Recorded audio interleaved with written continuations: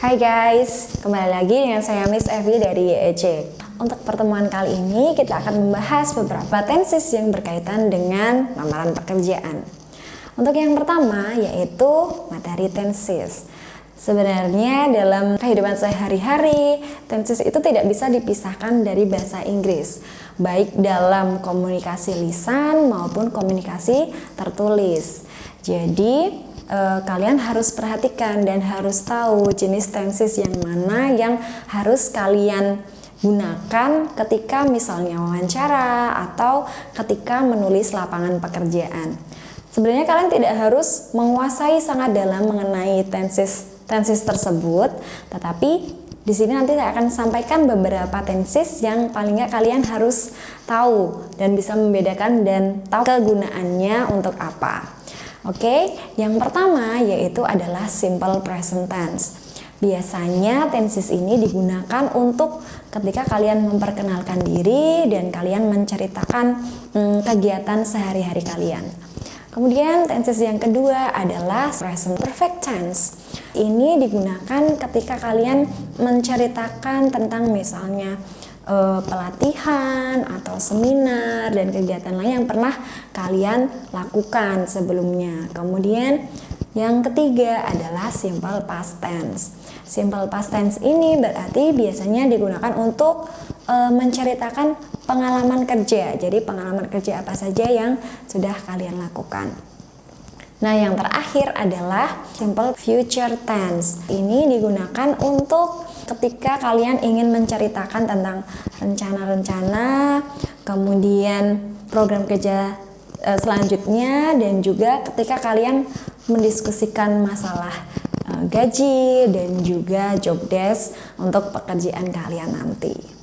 Selanjutnya yaitu adalah pola kalimat dari tenses-tenses tadi. Yang pertama adalah pola kalimat dari simple present tense. Simple present tense ini ada dua jenis. Yang pertama adalah verbal dan yang kedua adalah nominal. Untuk verbal present tense itu berarti dalam kalimatnya sudah ada verb atau kata kerja, sehingga pola kalimatnya menjadi subject plus verb 1 plus complement. Contoh kalimatnya adalah I want to apply for marketing consultant position. Jadi I want to apply adalah verbnya. Kemudian untuk bentuk yang kedua yaitu adalah simple present tense nominal. Berarti di kalimatnya belum ada verbnya sehingga kita menggunakan be. Jadi polanya adalah subject plus be yaitu is, am, are plus complement. Contoh kalimatnya adalah my name is Johnny. Untuk pola yang kedua yaitu adalah present perfect tense. Berarti kalau perfect itu setelah subject diikuti oleh have atau has. Polanya subject plus have atau has plus verb 3 plus complement. Penggunaan have has-nya itu kalau subjeknya I, you, they, we maka menggunakan have. Untuk has berarti subjeknya adalah she, he, it. Contoh kalimatnya adalah I have ever worked at YEC Jogja in 2016. Kemudian untuk yang ketiga adalah simple past tense. Simple past tense ini pola kalimatnya adalah subject plus verb 2 plus complement. Contohnya adalah I work at FETS last year. Yang terakhir adalah future tense. Simple future tense berarti subject plus will plus verb 1 plus complement. Contohnya, I will continue my study in UGM in the future.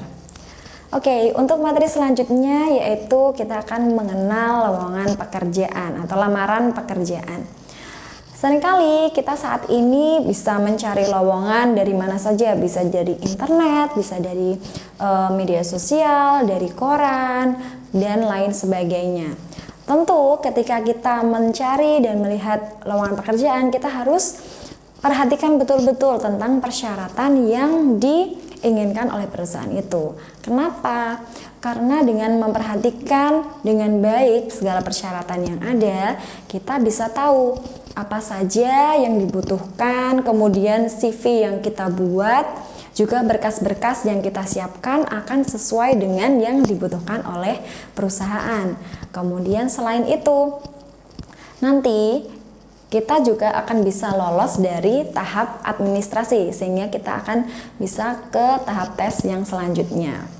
Nah, berikut ini nanti akan kami tampilkan, yaitu contoh poster berupa lowongan kerja dan beberapa bagian di dalamnya yang ada dalam lowongan kerja itu. Yang pertama di situ adalah specification. Specification itu adalah berupa kriteria dan spesifikasi persyaratan-persyaratan yang harus dipenuhi oleh pelamar, yang harus sesuai dengan permintaan perusahaan. Di dalam poster itu kita bisa lihat bahwa spesifikasinya salah satunya adalah perfect in Photoshop. Berarti si pelamar harus bisa menggunakan Photoshop, harus handal. Untuk yang kedua yaitu educational qualification. Berarti adalah tentang latar belakang yang dibutuhkan oleh perusahaan tentang si pelamar. Jadi di situ biasanya diminta kamu harus lulus dari S1 atau S2 dan lain sebagainya. Nah, di situ dalam poster itu adalah graduated from reputed university. Berarti harus lulus dari universitas ternama. Nah, yang ketiga adalah closing date. Closing date itu adalah hari terakhir atau batas terakhir pengumpulan si lamaran pekerjaan yang akan kalian kirimkan. Jadi, ada batasnya tanggal berapa. Selanjutnya di situ ada additional information. Additional information ini berupa persyaratan tambahan atau persyaratan khusus yang diminta oleh perusahaan kepada si pelamar. Contohnya di situ adalah being able to work in shift. Jadi di situ ada tambahan persyaratan untuk si pelamar bahwa nanti mereka harus bisa untuk bekerja dalam shift gitu. Yang selanjutnya di situ ada sebuah alamat email. Berarti di situ adalah email perusahaan di mana itu adalah alamat kalian akan mengirimkan surat lamaran kalian. Biasanya bisa dalam bentuk email atau alamat perusahaannya. Dan yang terakhir ada web si perusahaan itu. Dan di situ berarti adalah web di mana si pelamar bisa mencari tahu lebih lanjut, bisa mencari tahu informasi tentang si perusahaan yang akan dilamar. Yang kedua adalah tentang tahapan lamaran kerja. Nah, setelah kalian mencari lowongan, sebaiknya kalian tahu dulu sebelum melamar apa saja tahapan lamaran kerja. Kenapa harus tahu? Karena agar kalian persiapannya menjadi lebih matang, lebih yakin, sehingga nanti peluang untuk diterima di perusahaan itu menjadi lebih besar. Tahapan yang pertama yaitu adalah kenali diri kalian. Mengenali diri itu sangat penting, jadi kalian harus tahu kira-kira kelebihan dan kekurangan yang kalian miliki itu apa saja. Nah, bisa nanti kalian kelompokkan menjadi keterampilan, kualifikasi, kemudian prestasi dan juga pengalaman. Nah, nanti kalian bisa tulis jadi dalam bentuk mind map atau juga bisa ditulis dalam bentuk poin-poin. Nah, setelah ini berikut ini adalah contoh dari mind map tentang kelebihan dan kekurangan kalian. Misal contohnya, yang pertama kelebihan di sini dikelompokkan menjadi yang pertama adalah keterampilan, yang kedua adalah prestasi, yang ketiga kemampuan, dan yang keempat pengalaman. Sedangkan kekurangannya dikelompokkan menjadi dua, yaitu pengetahuan dan kepribadian. Nah, di sini contoh dari kelebihan yang berupa keterampilan. Misalnya, saya bisa bekerja dalam tim atau individu. Yang kedua adalah pekerja keras dan kreatif. Kemudian kelebihan yang dalam bentuk prestasi. Misalnya saya lulus dari jurusan sistem. Kemudian yang kedua adalah menyelesaikan kursus bahasa. Nah, kelebihan yang ketiga adalah tentang kemampuan.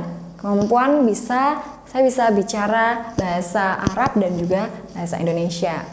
Yang keempat adalah dalam hal pengalaman, saya pernah magang di Astra Internasional. Dan yang kedua yaitu kelemahan. Kelemahan saya dalam bidang ada pengetahuan dan juga kepribadian. Misalnya pengetahuan di situ adalah saya masih belajar menggunakan software. Dan kelemahan yang kedua yaitu kepribadian, saya kurang bisa fokus dengan banyak pekerjaan. Itu tadi adalah contoh mind map tentang kelemahan dan kelebihan. Untuk tahapan yang kedua yaitu adalah mengenali dunia kerja. Jadi setelah kalian bisa mengenali diri kalian tentang kelebihan dan kekurangan, maka kalian harus mengenali dunia kerja. Jadi kalian cari lowongan yang sesuai keinginan kalian, yang kalian inginkan, dan sesuai dengan kualifikasi yang kalian miliki. Kalian juga bisa melamar pekerjaan yang membuka lowongan untuk semua jurusan. Kemudian lagi, jika pekerjaan impian kalian itu membutuhkan persyaratan tambahan seperti sertifikat TOEFL atau kemampuan lain, maka cobalah untuk memenuhi persyaratan itu. Nah, tahapan yang ketiga adalah menulis surat lamaran pekerjaan.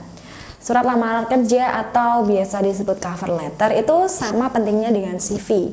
Biasanya strukturnya itu terdiri dari isi, pembuka, dan penutup. Jadi kalian harus usahakan untuk menulisnya itu ringkas dan juga jelas. Jadi tuliskan, ungkapkan kenapa kalian tertarik untuk melamar posisi yang ingin kalian lamar tersebut. Kemudian pengalaman-pengalaman apa yang kalian telah lakukan yang mendukung untuk melamar pekerjaan itu. Kemudian yang ketiga, yakinkanlah si pengusaha atau perusahaan yang ingin kalian lamar itu untuk tertarik ke kalian. Jadi agar lebih tertarik untuk mengenal diri kalian lebih lanjut lagi. Dan selanjutnya, untuk setiap pekerjaan dan setiap perusahaan yang kalian lamar, buatlah surat lamaran yang berbeda. Tahapan yang keempat adalah menulis CV atau resume. CV yaitu kurikulum vitae atau daftar riwayat hidup, itu biasanya berisi tentang identitas diri, kemudian latar belakang pendidikan, kemudian keterampilan dan pengalaman kerja sebelumnya. Selain itu, kalian itu sebenarnya bisa menambahkan seperti personal statement tentang diri kalian itu bagaimana, yang nanti bisa lebih menarik perusahaan untuk ingin mengenal kalian lebih jauh lagi. Dan yang tahapan terakhir adalah wawancara dan tes lain. Jika nanti kalian sudah mengirim surat lamaran kerja dan CV dan sudah lolos, sudah diterima, nanti kalian akan dipanggil untuk tes wawancara dan atau tes selanjutnya. Untuk tes wawancara ini kalian harus persiapkan dengan matang. Usahakan bisa kalian latihan dengan simulasi di depan cermin atau berlatih dengan teman kalian, dan gunakan mind map yang sudah kalian buat tadi. Juga kalian juga bisa menggunakan isi dari CV sehingga nanti ketika wawancara jawaban kalian itu akan lebih cocok dan terlihat lebih meyakinkan. Oke, sekarang yang ketiga adalah tips dalam melamar pekerjaan. Tips yang pertama yaitu jika kalian mengirim berkas-berkasnya via email, jangan pernah mengirimkan bekas melewati 1 MB. Jadi usahakan jika berkas kalian itu lebih dari 1 MB, maka diperkecil atau dikompres. Untuk tips yang kedua yaitu jangan pernah mengkompres file itu dalam bentuk zip atau RAR. Karena apa? Biasanya jika dalam bentuk zip atau RAR itu akan lebih merepotkan bagi perusahaan atau HRD yang menerima lamaran kalian. Jadi nanti soalnya biasanya itu HRD atau perusahaan hanya akan melihat berkas lamaran kalian itu via email. Jadi usahakan untuk mengirimnya dalam bentuk doc atau PDF. Tips yang ketiga yaitu format penamaan berkas lamaran kalian. Formatnya yaitu biasanya CV, posisi, nama kalian. Kenapa harus pakai format ini? Format ini agar lebih memudahkan bagi HRD atau perusahaan untuk mengorganisasi seluruh lamaran-lamaran yang masuk. Kemudian tips yang keempat yaitu jika kalian mengirim berkas kalian lewat email, maka jangan pernah membiarkan subjek dan juga bodinya itu kosong. Untuk subjek, kalian bisa mengikuti format yang ada dari perusahaan atau bisa menamai dengan format yang tadi. Untuk bodinya, usahakan kalian ketik nih, tulis separagraf singkat aja tentang perkenalan diri kalian, kemudian ketertarikan atau alasan kenapa kalian melamar posisi itu, dan juga penutup dan ikuti dengan nama kalian. Oke, itu tadi kelas kita kali ini. Sampai jumpa di kelas job hunting selanjutnya. Bye.